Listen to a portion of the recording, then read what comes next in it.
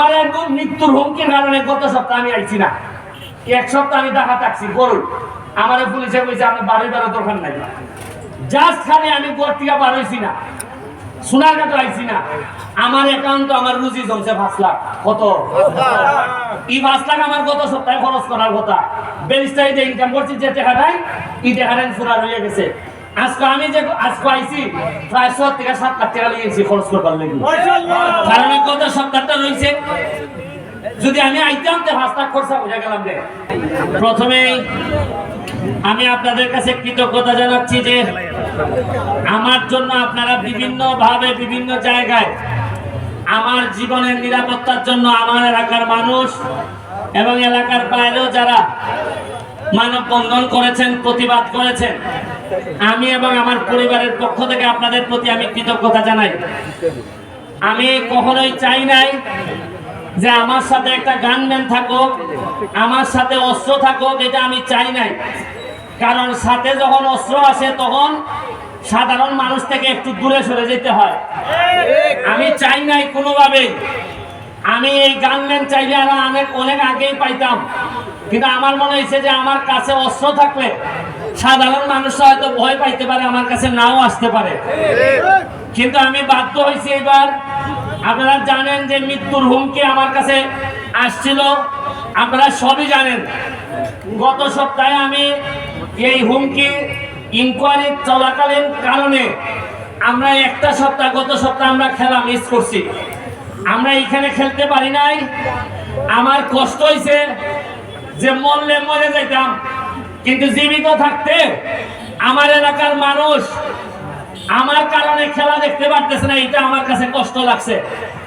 আমি আজকের এই গত খেলায় আমরা ঘোষণা দিয়েছিলাম 10 তারিখ থেকে আমাদের গোল্ড কাপ শুরু হবে, বিভিন্ন জেলার দল আসবে। আমরা হয়তো 10-15 দিন পিছাবে, কারণ এই 10 দিন আমি কোনো কাজই করতে পারি নাই, এই জন্য 10 দিন পিছাবে। আমার ইচ্ছা হইল যে গত 30-40 বছরে বিশেষ করে নতুন প্রজন্ম যারা আইছে তারা তো মাঠে খেলা দেখতে পারে নাই, তারা বিভিন্ন ভাবে পথভ্রষ্ট হয়েছে। কেউ জুয়া খেলায় চলে গেছে, কেউ গাঞ্জাতে চলে গেছে, কেউ নানা রকম মাদকে চলে গেছে। এদেরকে ফিরে আনতে এবং নতুন প্রজন্মের সামনের দিকে এগিয়ে নিতে আমাদের ফুটবল এবং অন্যান্য খেলার কোনো বিকল্প নাই। আপনারা হয়তো ভাবেন যে ব্যারিস্টার এমপি হইয়া আরো ভালো ভালো শার্ট প্যান্ট করে ঘুরে বেড়াইতো, তেইলে বেশি বড় নেতা মনে হইল না। আমি ঘুরে খিতা করতাম, আমি ধরেন এমপি না, এমনই বড় নেতা হইলাম 6 মাসের ভিতরে আমি মন্ত্রী গেলাম গিয়া, তাতে লাভ পিতা। আমার এলাকার মানুষ যদি গাঞ্জা করতে থাকে, আরে গাঞ্জা করে এলাকার মন্ত্রী সে বাবা একটা এলাকার মন্ত্রী এমপি না হইলে এটা বড় ইজ্জত করে। 7 লাখ মানুষের নিঃশ্বাস পরে সকালবেলা ঘুম থেকে উঠছে আমার উপর। 7 লাখ মানুষের কোনো কষ্ট হইল, মানুষের মনে করে এমপি মনে পারল না। যেখানে খাদা বৃষ্টি হইলে মানুষের মনে করে কটা ইট মনে এমপি দিতে পারল না। যেখানে ব্রিজ নাই মানুষের মনে করে একটা ব্রিজ মনে এমপি দিতে পারল না। ব্যক্তিকে থানার যায় বিচার হইলেও মনে করে এমপি হইলে মানে আরো বেশি হইল, আর না হইলেও এমপি হইলে মনে হইল না। মারামারি, হাসপাতাল, অ্যাক্সিডেন্ট হয়েছে 7 টাকার তলে পড়ছে, ভাও ভাঙছে। এখন আইসা আমার দ্বারা যে কিছু পয়সা করে আপনি দিতেই পারেন, এরাও মনে করে যে অ্যাক্সিডেন্ট যেসা হইও টাকা কিছু এমপি হিসাবে দিতেই। আমি জানি আমার বাসার যারা আসল তারা বুঝবা যে আমার দ্বারা কত ধরনের কত রঙের মানুষ হয়, কিন্তু আমি মুখ ফুটতে হইতাম পারি না। আমি আল্লাহর ভাই চাইয়া ব্যারিস্টার হিসাবে যা ইনকাম করছি, আপনারা ছোট একটা উদাহরণ দেই।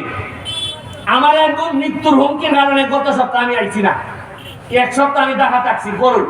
আমার পুলিশে কইছে আপনি বাড়ি বেরোর দরকার নাই, জাস্ট খালি আমি ঘর থেকে বার হইছি না, সোনারঘাট আইছি না, আমার অ্যাকাউন্ট আমার রুজি জমছে 5 লাখ। কত? এই 5 লাখ আমার গত সপ্তাহে খরচ করার কথা।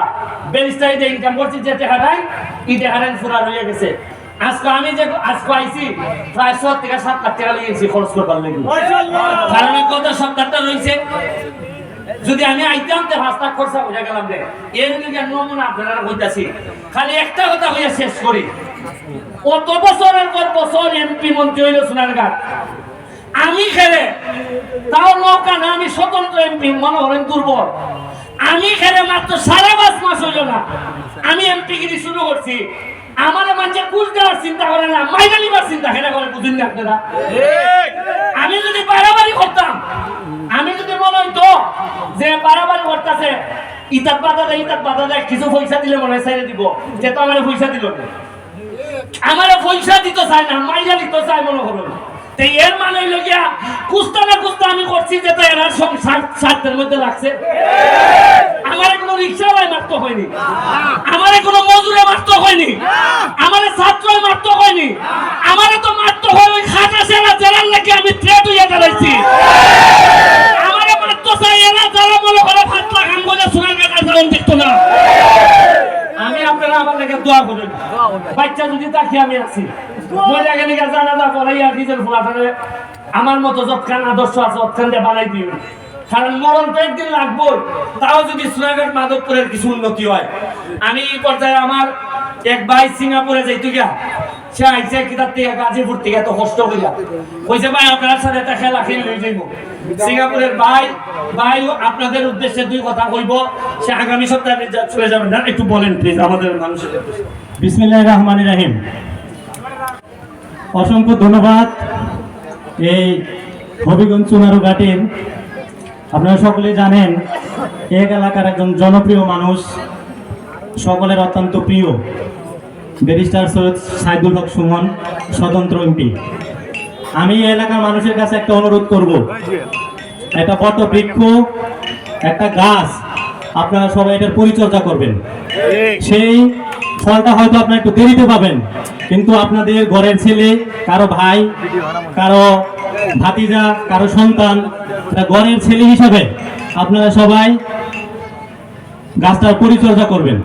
আরেকটা কথা আসলে না বললেই নয়, আমি মূলত আজ থেকে প্রায় 9 বছর আগে সিঙ্গাপুর চলে গেছি, লেখাপড়া শেষ হয়েছে, এই দেশে আসলে চাকরি বাকরি হয়নি, সিঙ্গাপুর চলে গেছি, কিন্তু এই খেলাধুলা আসলে ছাড়তে পারিনি। তো আস্তে আস্তে যখন আমি দেখলাম যে সুমন ভাই একটা একাডেমি করছে, ফুটবল খেলাটা সে প্রত্যন্ত গ্রাম অঞ্চলে আসলে ছড়ায় ছিটিয়ে দিছে। আমরা সপ্তাহে 2 দিন ছুটি পাই, একদিন শনিবার একদিন রবিবার। আস্তে আস্তে আসলে এরকম ভক্তই হয়েছি, আমি সিঙ্গাপুর থাকতে ভাইয়ের সাথে কন্ট্যাক্ট করছি যে ভাই আমি যদি দেশে আসি আপনার সাথে একটা ম্যাচ খেলবো, যদি আসলে অনুমতি দেন। তো আসলে আমি আর কৃতজ্ঞতার ভাষা নাই। আমি আসছি গাজীপুর থেকে, আমার টিম SRS, আমার আরো সিনিয়র বাইরে আছে। তো আসলে খেলায় হার জিত থাকে, এত সুন্দর খেলা যেন উপহার দিতে পারি। পরিশেষে ব্যারিস্টার সুমন ভাইয়ের দীর্ঘায়ু কামনা করে আমার কথা শেষ করছি। আসসালামু আলাইকুম। আমি আমার ভাইকে, যিনি 12 বছর আগে সিঙ্গাপুর গেছিলেন, তা আমি বাইরে অনুরোধ করবো, এই বৈধভাবে যদি সিঙ্গাপুর নেওয়ার সিস্টেম থাকে, তার এলাকার পাশাপাশি আমরা 2টা লোক যে অন্তত সোনারঘাট থেকে আমি বলি যে আপনি বলবেন। ভাই আমি আমার জায়গা থেকে সর্বোচ্চ চেষ্টা করব। Thank you. সবাই দোয়া করবেন, সুমন ভাইয়ের জন্য বেশি বেশি দোয়া করবেন। Thank you. আপনারা খেলা দেখার জন্য প্রস্তুত হন, আশা করি ভালো খেলা হবে। Thank you all. ধন্যবাদ। আমি জায়গাটা খালি করেন প্লিজ, আমি আবার জানাচ্ছি জায়গাটি খালি করার জন্য।